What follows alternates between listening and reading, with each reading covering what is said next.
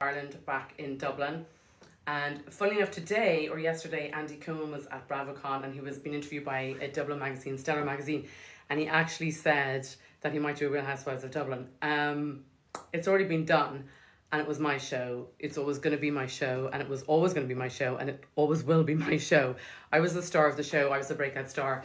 And actually, in the end, I moved to a different network and I did Celebrity Big Brother in the UK. And I also hosted a show called 50 Plastic Surgery Shockers, which is a bit like the UK version of Botched, or as I like to call it, 50 Fucked Up Faces. So I've relocated full-time to Beverly Hills with a green card, and I have my skincare brands on my LLC, and I'm all set up here. So I'm not going back to Ireland to shoot Real Housewives of Ireland, and no one's going to make the show without me.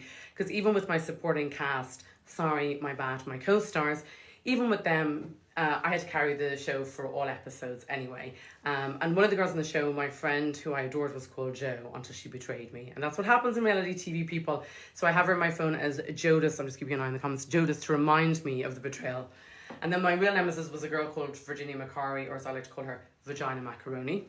And I was always getting Botox or doing Botox or whatever. In fact, I've done more the British tabloids dubbed me Dr. Botox because I've shot up more faces than LeBron James has shot threes. And I've also been the one person who's done more Botox on reality TVs across the pond than anyone. Like I said, I'm coming to you live from downtown Beverly Hills. I'm in the office, it's late. I'm kind of on the American work vibe, which I love. It's just work, work, work, work, work. And again, if you do something you like, you'll never work a day in your life. So let's talk about skincare products. This is Dermaface MD Hyaluronic Acid Serum 1,000 times, 1000x. It attracts 1,000 times its weight in water. We all know about hyaluronic molecules. So when you have a hyaluronic molecule, you find that if you have a big molecule, like what's used in Juvederm Ultra, what's injected into lips or into the nasolabials or into the marionette lines, you're going to have it delivered via needle. And the needle is going to make sure that the hyaluronic molecule passes through the skin barrier, because obviously the needle is going to deliver it to the dermis and the epidermis. So no problem, not a big deal. I mean, it can be a little bit sore, you need numbing cream, but the molecule is going to get through. And obviously the bigger the hyaluronic molecule, the more plump you're going to get.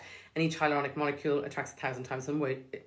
Each hyaluronic molecule attracts 1,000 times its weight in water. I beg your pardon.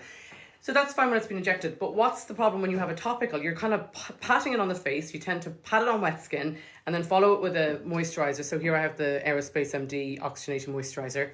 I also have a face and neck moisturizer and a stem cell moisturizer coming later in this month. But here's the deal. You pat this onto wet skin and you put your fingers and toes crossed and hope it goes through. So what you really need is someone formulating this product that understands hyaluronic. I've injected more hyaluronic than, like I said, than LeBron James has shot threes. I probably have. Thousands of hours. So I understand hyaluronic. I understand what it's like to inject it, and I understand what it's like to have to get it across the actual skin barrier. Okay, so here's the deal. When you've got a topical, you've got to do it in such a way that you want to get the most plump. But again, if you make the molecules too big, they're not going to pass into the skin. They're just going to sit in the water outside the skin, which is a waste of money. So it's a real challenge to actually formulate a topical hyaluronic.